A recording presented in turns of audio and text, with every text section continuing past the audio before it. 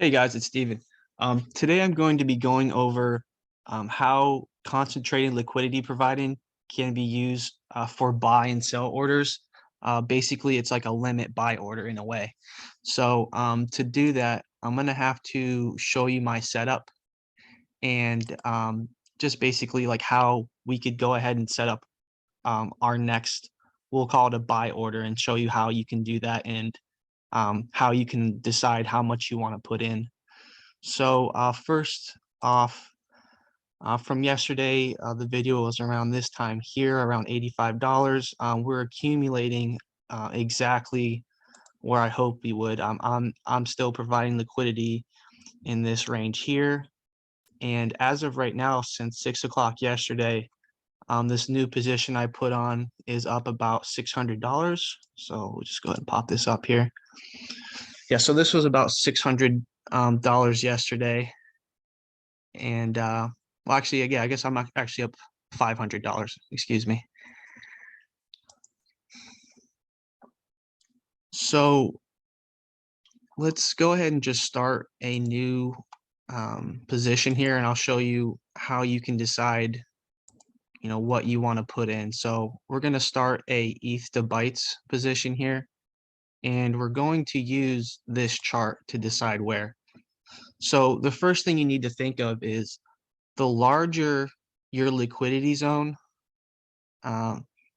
the more in the middle your price will be. It won't be as concentrated. So for example, because I'm providing liquidity between 21 and 20 here, my average price will probably be around right in the middle here. So the same would be true if we wanted to start a position here between, let's just call it under 20 to about 18 here. So let's just go ahead and do that. So I like to use this Ethereum ratio here. It's the easiest. So we'll put this at 18 and we'll put this at 20. And it usually rounds up or down in a way that they want it to be somewhat even. You see here, it goes to 18.3. I'm sure they do that for mathematical reasons. So, if I were to say I want to buy this dip, I would put in the appropriate amount of ETH. So right here would probably accumulate at about 25, 26 Ethereum. And, that's basically it. You have this kind of buy order.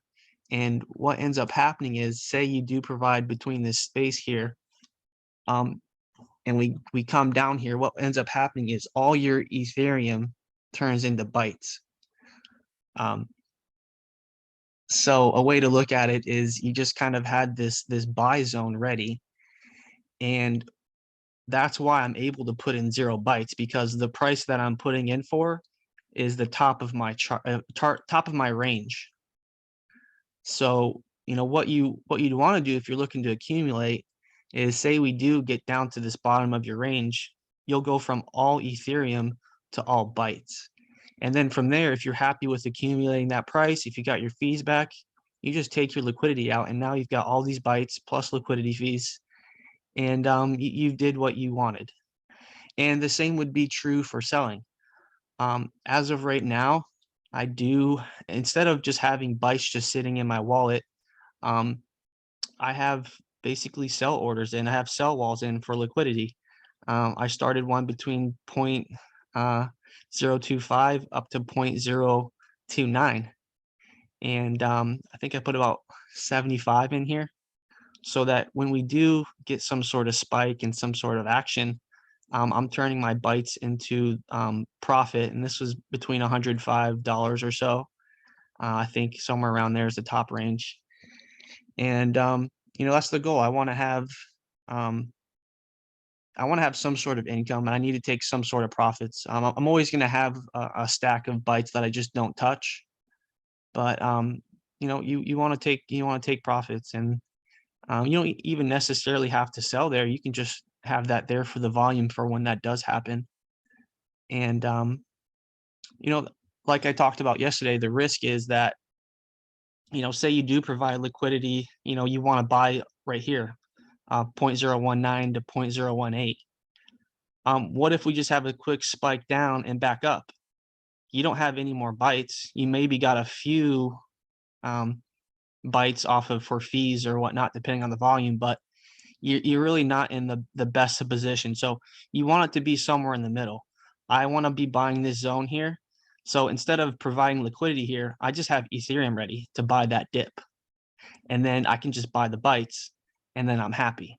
And if we're above that, well, I'm happy too, because I'm providing liquidity in this area and I'm gaining fees.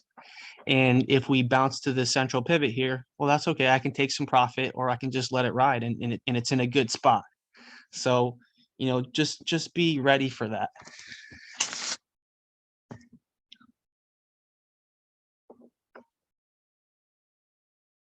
As far as like a strategy, like how much of your bytes, how much of your Ethereum, have like 25% ready of your stack to buy the dip, and maybe have 25% above to sell.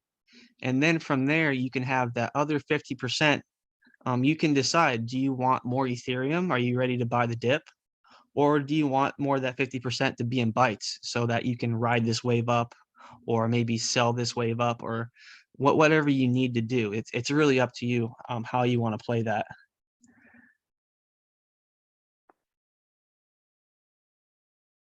And at the end of the day, you just want to be able to sleep at night. You don't want to have to worry if the price is going to go down. Oh no, I'm screwed. If the price goes up, oh no, I missed.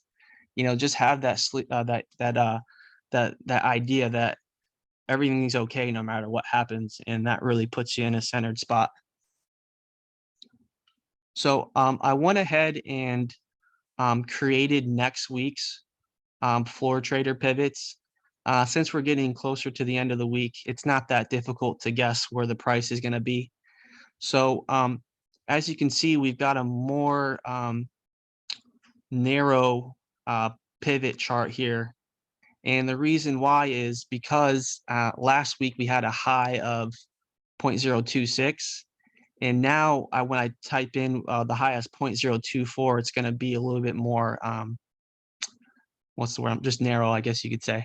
So I did put those numbers in: 190 low, 240 high, and then I just put in a 200 close. And like maybe we close around here. And what it gave me was a 210 central pivot. We got resistance at 23. And we got support at 19, and this is pretty close to where we were before. And yeah, we'll see what happens. I'm happy to see that. For me, because I'm providing liquidity up here, maybe we have another sell wall here, and I'm able just to collect some more fees here. So we'll definitely see what happens. And there is more support and resistance. We're still about 16 days out until the Twitch event. So I'm not really too worried about it, but if we do see the upper ranges, we got 230, 260, and 160, 130. The 160, 130, I doubt that we get that, but you never know. And then same for the upside, 260. It's possible, but for me, I'd rather just be boring. I want the impatient people to sell to me, and the people who need the money, give it back to the community. I guess the people who are doing the liquidity pools here.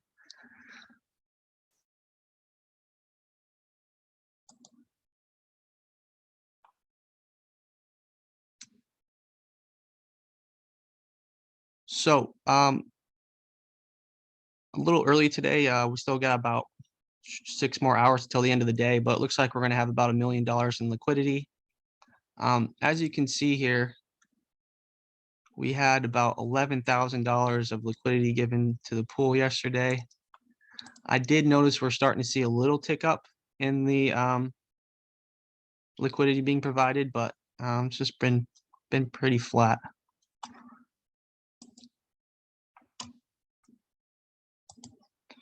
So holders, we're up a bit here, 534 to 551. We did see an increase in the supply chain and change. And what this basically means is people, the citizens, they're redeeming their bytes that are in the contract.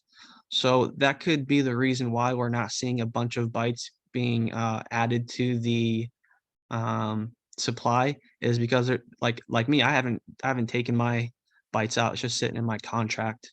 So perhaps when we see lower volume, we might start seeing supply chains because it's just cheaper just to take those bytes out. I just like having them there just as a backup. So we'll definitely keep an eye on that. And like I showed you before, I just started this position here. I put $8,400 in, and that was at 6 o'clock, and it's already up $500. So you'll see I'll put some clickbait for titles, and I'll show you exactly how I'm getting these APY. So if I made $500 and I put in $8,400 yesterday, so that's one day, that's about a 6% gain. So if you go ahead and multiply 6% a day times 365, you get 21.9, which is about 2,200% APY. Obviously, that's clickbait. It's not always going to be like that. It's not counting all the times you need to take the liquidity out, but it is technically what it was for the day. So I'm just showing you it's math, and it's really a good thing to learn and understand, how to exit and enter positions using Uniswap. Just to reiterate, if I were to say I want to exit my position here, I can just put a Uniswap liquidity pool for 23 to 24. And what'll end up happening is when we get to that price, my bytes will turn into Ethereum as it gets to the top of the range. And the key is to take that liquidity out once it's above there, and then you'll have your exit. You don't necessarily have to, but you could miss it and it goes back down. That's definitely the downside, but it's definitely pretty interesting strategy. So yeah, let me know if you have any questions, and I will catch you next time.